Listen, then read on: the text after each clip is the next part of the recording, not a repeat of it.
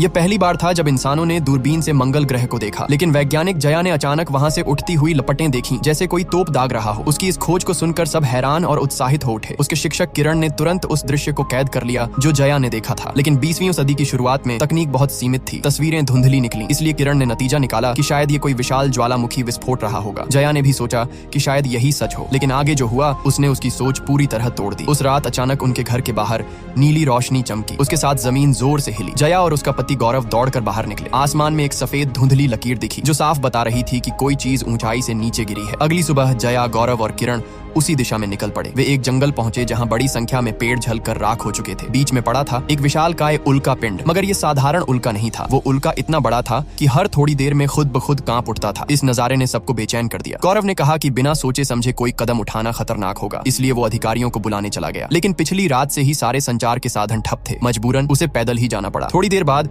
गौरव राष्ट्रीय सुरक्षा विभाग के अधिकारियों को लेकर लौटा। सबने मिलकर तय किया कि पहले उल्का के चारों ओर की मिट्टी हटाते हैं। पर जब खुदाई आधी ही हुई थी तभी उल्का की सतह पर दरार पड़ गई। भीतर से किसी मशीन के गियर जैसी आवाज आई, मानो कोई चीज बाहर निकलने को तैयार हो। मौजूद लोग डरकर पीछे हट गए। अगले ही पल उल्का की परतें टूटकर गिरने लगीं। सबकी आंखें फटी की फटी रह गईं, क्योंकि अंदर से निकला था एक विशाल काला गोला। एक वरिष्ठ अधिकारी हिम्मत करके आगे बढ़ा और हाथ बढ़ाकर उस गोले को छुआ। उसकी सतह पर चिपचिपा तरल फैला था, लेकिन फिर भी वो इतना चिकना था कि उसमें आदमी की परछाई साफ नजर आ रही थी। तभी अचानक वो काला गोला घूमने लगा। पल भर में उसकी सारी परतें टूटकर जमीन पर बिखर गईं। लोग अभी कुछ समझ भी नहीं पाए थे कि गोला और तेजी से घूमने लगा और धीरे धीरे 5 मीटर ऊपर हवा में उठ गया। ऐसा दृश्य किसी ने कभी देखा ही नहीं था। सबकी सांसें थम गईं। सब बस यही जानना चाहते थे, आखिर ये होने क्या वाला है। लेकिन किसी को अंदाजा भी नहीं था कि इंसानों के विनाश की शुरुआत हो चुकी है। काला गोला एक ऊंचाई पर जाकर ठहर गया और फिर अचानक बेकाबू होकर इतनी तेजी से घूमने लगा कि खुद टुकड़े टुकड़े होकर टूट गया। काले टुकड़ों की अनगिनत बौछार ने आसमान को ढक लिया और यहीं से इंसानियत पर मंडराने लगा सबसे बड़ा खतरा।